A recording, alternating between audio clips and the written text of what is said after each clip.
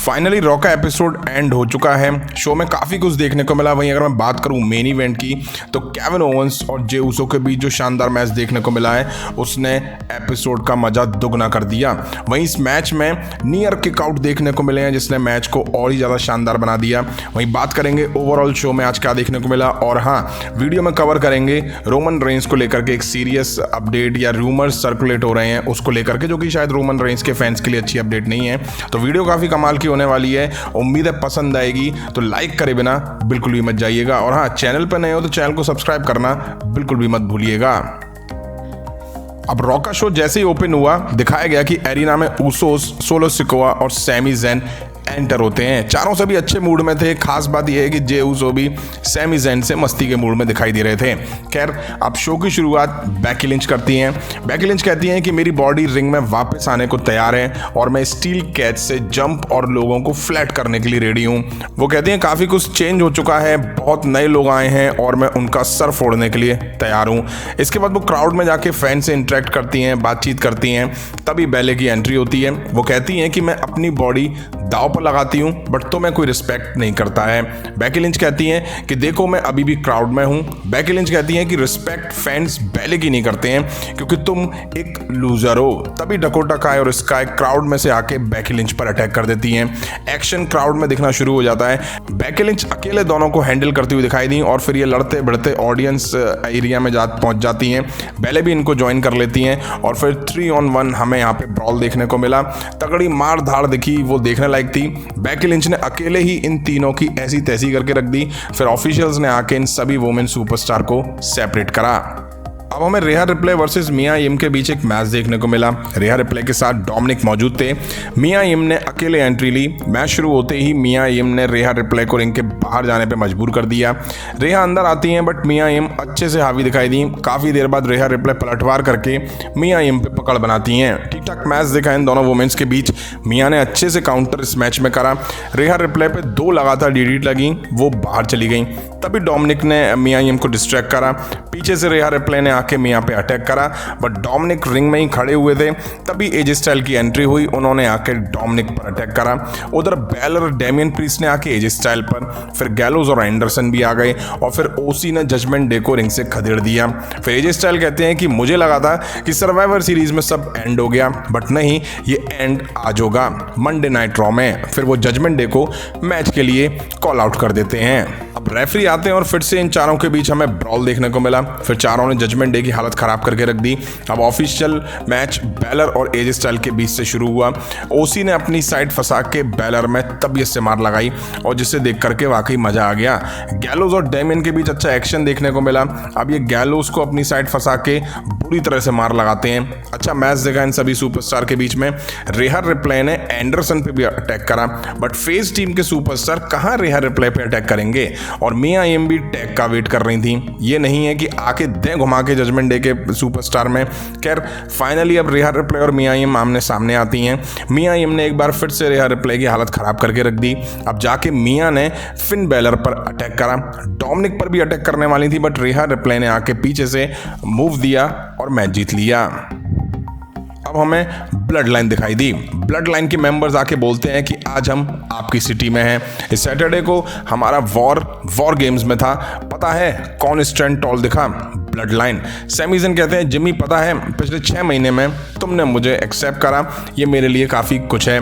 फिर Sami Zayn Jey Uso से कहते हैं कि मैं जानता हूँ कि हमारे बीच 6 महीने आसान नहीं थे। मुझे पता है कि तुम मुझे लाइक नहीं करते हो। अब वॉर गेम्स के बाद तुमने मुझे इस फैमिली में जिस तरह से माना है वो वाकई उसी फीलिंग दे रहा है। सैमी ज़ेन कहते हैं ब्लड लाइन का जो भी बिजनेस होगा वो हम सब सेम पेज पे आके सॉल्व करेंगे।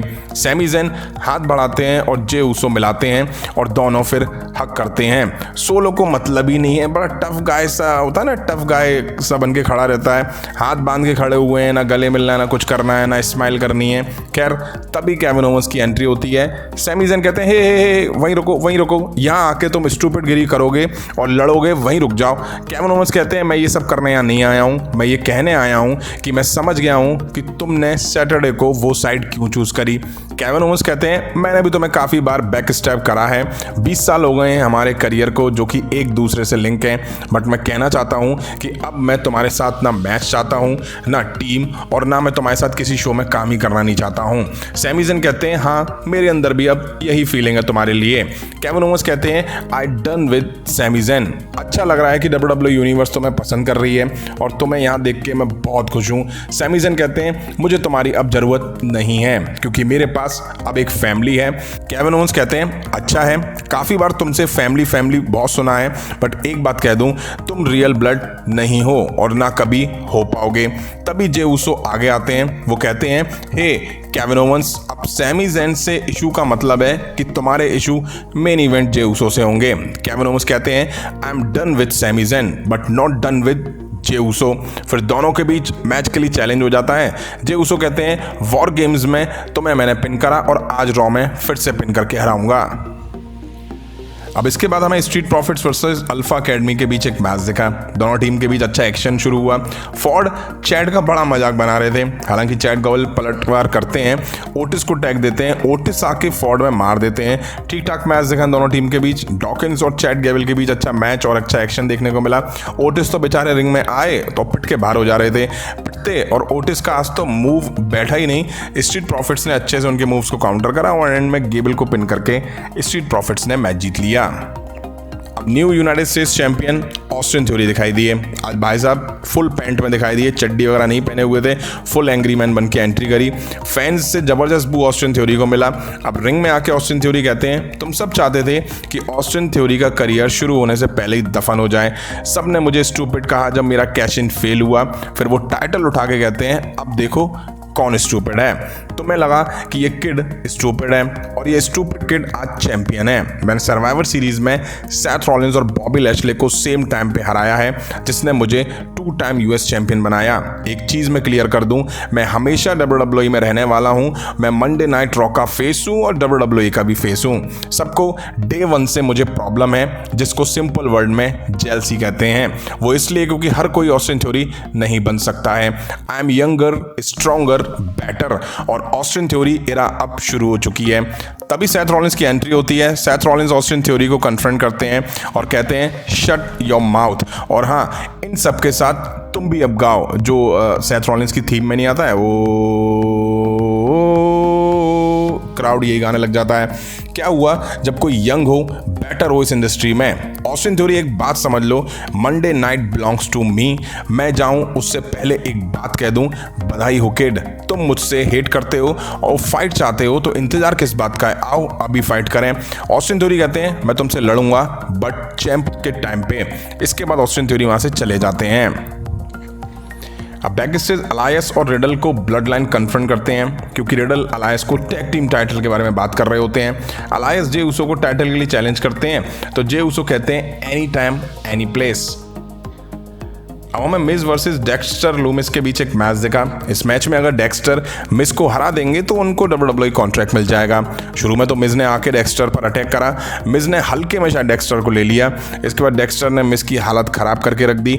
मतलब डेक्स्टर का लड़ने का तरीका ही अलग नजर आया मुझे तो।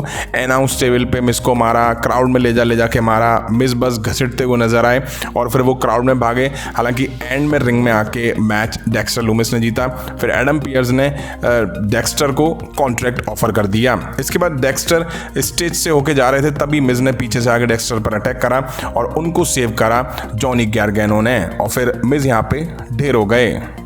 इसके बाद में डकोटा काय वर्सेस कैंडिस लेरे के बीच एक मैच दिखा। पूरे मैच में डकोटा काफ़ी डोमिनेट करती दिखी। मैच में एक टाइम ऐसा लगा जैसे कि कैंडिस बस मार खाने आई हैं। वहीं रेफरी ने बैले और स्काई को रिंग के पास से जाने को कह दिया। काफ़ी देर मार खाने के बाद कैंडिस डकोटा पे हावी दिखाई दी। अच्छा मैच दिखा दोनों वुमेन्स के बीच। एंड में कैंडिस ने फाइनली मैच जीत लिया। अब टाइम था जे उसो वर्सेस केविन ओवेंस के बीच मेन इवेंट मैच का। जे उसो के साथ जिम्मी, सैमी, सोलो सब मौजूद थे। मैच के शुरू में ही केविन ओवेंस ने जे उसो पर धावा बोल दिया। रिंग के बाहर बैरिकेड में भी उनको मारा। कुछ टाइम बाद जे उसो ने भी शानदार पलटवार करा। केविन ओवेंस की बैक में शायद कुछ प्रॉब्लम हो रही थी और जे उसो ने उसका फायदा उठाया। मैच जे उसो के कंट्रोल में था। अच्छा मैच देखा दोनों सुपरस्टार के बीच। तबीयत से जे उसो ने केविन ओवेंस को पनिश करा। अब मैच एंड फेस में आता है। केविन ओवेंस ने टॉप रोप से जे उसो को सुप्लेक्स लगाई, स्प्लैश दी, पिन पिन करा बट किक आउट हो गए। वहीं केविन ओवेंस ने जे उसो की 2 सुपर किक खा के भी किक आउट करा। केविन ओवेंस ने अब सुपर किक लगाई, पॉपअप पावर बम के लिए उठाया बट उनकी बैक में कुछ प्रॉब्लम थी। अच्छा मैच दिखा, बहुत ही ज्यादा नियर किक आउट देखने को मिले। वहीं जे उसो ने back to back super kick आज केविन ओवेंस पे कनेक्ट करी बट मैच के एंड फेस में सोलो सिकोआ ने केविन ओवेंस को एप्रन पर गिराया। जे उसो रेफरी के साथ बिजी थे। वहीं केविन ओवेंस ने रिंग में आकर के शानदार जे उसो को स्टनर लगाई और मैच जीत लिया। अब ये सब कुछ दिखा हमें आज रॉ के एपिसोड में। वहीं हम बात करें रोमन रेंस से जुड़ी एक शॉकिंग और सीरियस अपडेट निकल कर आ रही है, जैसा कि मैंस वॉर गेम्स में केविन ओवेंस के कुछ मूव से रोमन रेंस के ईयर ड्रम में शायद कुछ प्रॉब्लम आई है। बट कुछ रिपोर्ट्स कह रही हैं कि रोमन रेंस की आंख के नीचे चोट लगी है और सोशल मीडिया पे कुछ ऐसा सर्कुलेट हो रहा है कि रोमन रेंस को सीरियस इंजरी हुई है, जिस वजह से वो कुछ टाइम के लिए एक्शन से दूर रह सकते हैं। अब वैसे भी पेपर व्यू 2 महीने बाद है, तो हो सकता है कि रोमन रेंस हमें कमी देखने को मिले और वो अच्छे से रेस्ट करें और सही होकर जल्दी से वापस WWE में हमें दिखाई दें। अब वीडियो कैसी लगी कमेंट करके जरूर बताइएगा। अभी की वीडियो में इतना ही। पसंद है तो लाइक और शेयर करें। मिलता हूं नेक्स्ट वीडियो में। Thank you.